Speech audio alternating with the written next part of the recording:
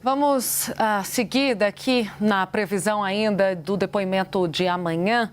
O general Augusto Heleno vai ser questionado sobre o silêncio do ex-presidente depois das eleições. O período em que apoiadores organizaram acampamentos golpistas e que, segundo a delação de Mauro Cid, Bolsonaro teria discutido com as Forças Armadas a possibilidade de um golpe de Estado. A CPMI quer entender se houve uma ação estratégica para fomentar os atos de 8 de janeiro. E vale destacar que Heleno nos disse que não participou de nenhuma reunião a respeito de um plano golpista, apesar de ser considerado uma das vozes mais influentes entre militares da reserva das Forças Armadas. Por quê, Tainá? Qual tem sido a avaliação? Claro, vamos perguntar para Augusto Heleno o básico que todos nós sabemos. Sim. Teve reunião? Não teve? Discutiu o golpe de Estado? E ele vai dizer que não.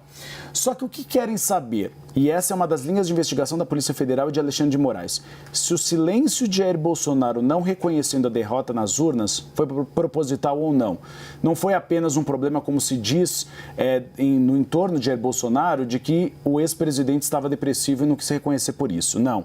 Se ao se omitir, ele acabou estimulando o acampamento bolsonarista em Brasília e estimulando as pessoas a invadirem a esplanada dos ministérios e provocarem o vandalismo do 8 de janeiro. Juliana Lopes está com a gente para falar a respeito do assunto. Juliana Lopes e Thaís Arbex. Vou começar por Juliana Lopes. Esse é um ponto bastante crítico e que Jair Bolsonaro foi sempre cobrado a respeito disso.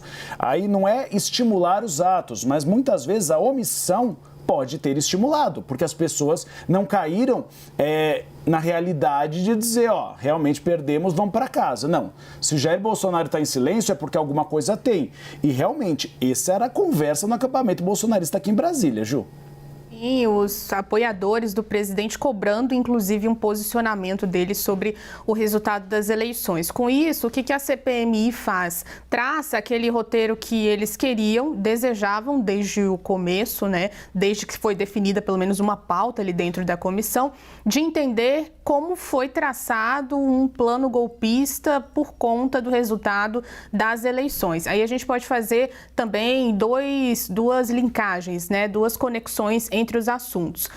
Agora, nesse final, o general Heleno foi convocado, é um militar, é importante que ele esteja ali, mas há um entendimento dentro da comissão, pelo menos ali da cúpula, de que ele não vai avançar, não vai ajudar a avançar muito nas investigações, porque não vai trazer grandes novidades, apesar desses questionamentos. E é interessante a gente observar também, Uribe, o movimento do governo nesse momento, né? A gente acaba de ver o ministro da Defesa, estava ali ao lado do comandante do Exército, ao lado do líder ali do governo, falando sobre a questão da imagem do Exército, querendo apaziguar os ânimos, tentando resolver essa gestão de crise, que é o que a gente está trazendo aqui nesse momento. E por mais que tenha uma pressão ali na comissão para que ela se alongue, seja, então, ampliada para dar espaço para esses outros depoimentos de militares, o governo não quer que isso aconteça. Hoje, lideranças me falaram que esse é o entendimento. Não prorrogar o prazo para a CPMI terminar. Por quê? Porque já está claro para o governo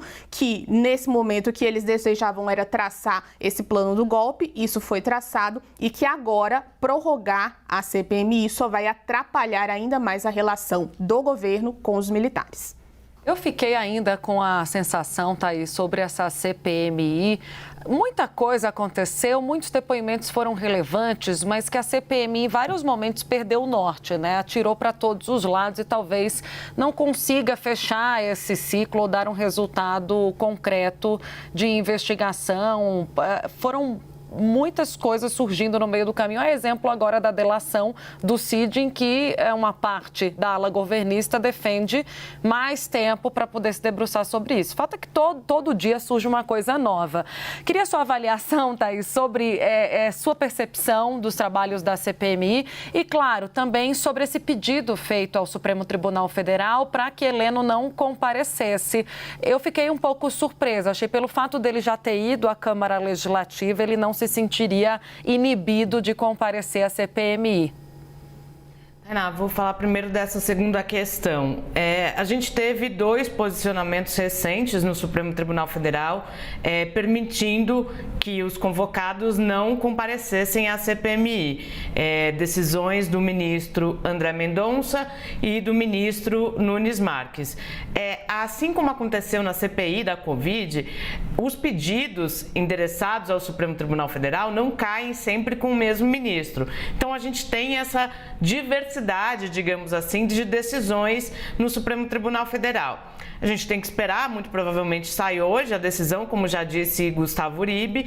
Agora, a respeito sobre esse fio condutor da CPMI, me parece que de fato pode dar a impressão que em vários momentos perderam o norte, inclusive Arthur Maia foi um defensor de não se investigar o caso das joias, justamente com esse argumento também, mas o que a gente vê na investigação da Polícia Federal é que todos esses assuntos, de certa forma, estão ligados.